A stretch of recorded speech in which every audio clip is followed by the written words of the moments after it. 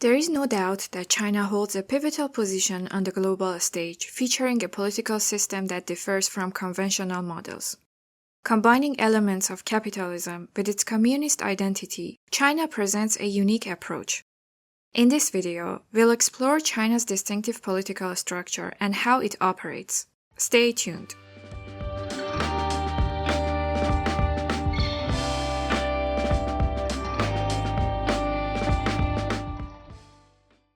China is one of the oldest countries in the world. The second most populous country in the world, officially known as the People's Republic of China, is a single-party, unicameral socialist state. However, there are two countries in the world with the name China, the People's Republic of China and the Republic of China or Taiwan. After the 1911 revolution in China and the collapse of Qing dynasty, the Republic of China was officially born. But in 1926, the Kuomintang or the Nationalist Party of China purged the communist forces from the government, leading to the start of a civil war in China between the Kuomintang and the Communist Party of China. This war was suspended after Japan invaded China in 1937, and both groups joined forces against the foreign enemy. However, the end of World War II and the disappearance of the external threat reignited the flames of civil war. Ultimately, in 1949, the Kuomintang were defeated and fled to the island of Taiwan. Since then, the government in mainland China has been renamed the People's Republic of China under the leadership of the Communist Party. The Kuomintang also declared Taiwan as the Republic of China. Until 1971, international organizations, particularly the United Nations, recognized the Republic of China or Taiwan as the official government of China, and this country was a permanent member of the Security Council. However, that year, Taiwan was removed from the United Nations, and the People's Republic of China was recognized as the official government of China and a permanent member of the Security Council. As mentioned, the political structure in China is single-party. For this reason, all responsibilities lie within the Chinese Communist Party or CCP, with around 100 million members. The leader of the CCP, or the paramount leader, although an unofficial title, is the highest-ranking and most powerful individual in China. Since the early 1990s, the paramount leader has also officially held the position of president, and therefore, currently, the president, general secretary of the Communist Party, and the highest-ranking official in China are considered the same person. From the founding of the People's Republic of China until his death, Mao Zedong was the leader of China for 33 years. During Mao's era, socialist policies were implemented in their most radical form. Specifically, the economy was controlled by the state, and party committees managed all economic enterprises. After Mao's passing, Deng Xiaoping assumed leadership of China, marking a significant shift in the country's direction. Deng revisited Mao's economic policies, paving the way for the gradual emergence of a distinct form of free market in China. This trajectory persists today. However, politically, China's government has not shown much flexibility. Since the founding of the People's Republic of China, 6 individuals have led China. In addition to the General Secretary, there are other institutions within the CCP. These include the Politburo, or the Political Bureau of the Central Committee of the Communist Party of China, the Politburo Standing Committee, and the Central Military Commission, which effectively govern China.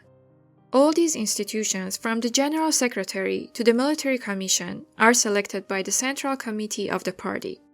The Central Committee, which currently consists of 205 permanent members and 171 alternate members, is elected by the National Congress of the party. The National Congress of the Communist Party of China is held every 5 years, and more than 2,000 delegates attended the last Congress. Well, this structure we described is what actually shapes politics in China. However, the official and legal structure is something else.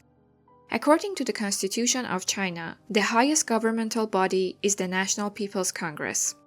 The National People's Congress consists of about 3,000 members and is elected for a term of 5 years. Members of the National People's Congress are not directly elected. Elections in China take place at the local level for local councils. From the local level upwards, members of each council elect members of the higher level council. This way, members of the National People's Congress are determined from bottom to top. Although the National People's Congress, according to the law, is the highest state institution in China, it convenes only once a year for about 2 weeks. In these sessions, important laws and policies are approved. More than 2/3 of the members of the National People's Congress are members of the CCP, and the rest belong to parties known as the United Front. These parties are all allies of the Communist Party. In the intervals between sessions of the National People's Congress, a group known as the Standing Committee of the National People's Congress effectively assumes legislative responsibilities. The Standing Committee consists of 175 members and is selected among the members of the National People's Congress. Unlike members of the National People's Congress, who may also be members of other branches of government in China, members of the Standing Committee do not have the right to be members of the executive and judicial branches. Another institution in China is the presidency. According to the constitution of this country in 1982, the presidency was established as a ceremonial position in China. However, since 1993, the General Secretary of the CCP has also been elected as the president. For this reason, in practice today, the President of China is considered the most powerful individual in this country. According to the law, the President is elected by the National Congress and serves a 5-year term, just like this institution's term. Since 2018, the 2-term limit for the presidency has been abolished, and as a result, there is no longer any restriction on the re-election of the President. From the establishment of this position until today, 5 individuals have held the presidency in China. In addition to the president, China also has a premier. The premier, officially known as the Premier of the State Council of the People's Republic of China, is appointed by the president's proposal and the approval of the National People's Congress. The premier is the head of the State Council, which consists of the premier, vice premiers, state councillors, ministers of ministries, directors of committees, the auditor general, and the secretary general, and forms the cabinet of China. This council, which currently has 35 members, convenes every 6 months. The primary responsibility for the executive administration of the country lies with the Standing Committee of the State Council, which meets weekly and consists of 10 members. From 1949, 8 individuals have been elected as the premier. It's worth mentioning again that these are the official and legal structures of China, and in practice, all decisions are made through internal dynamics within the CCP. Now let's talk a little bit about local authorities in China. As we mentioned earlier, China is a unitary state, but it has a level of local autonomy. Generally, in terms of national divisions, there are 5 levels in China.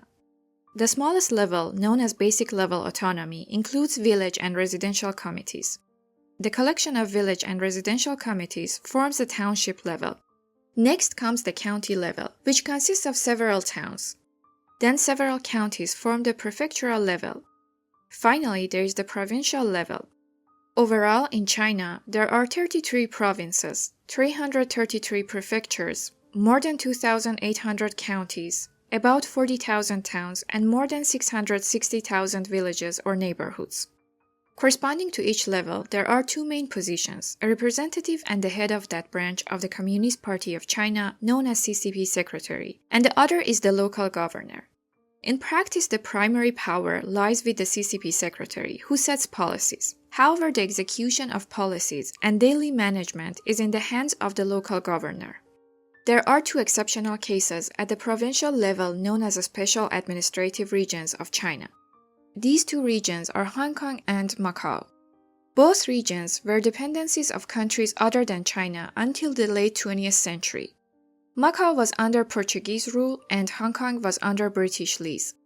Since these 2 regions returned to China, they have not been treated like other areas.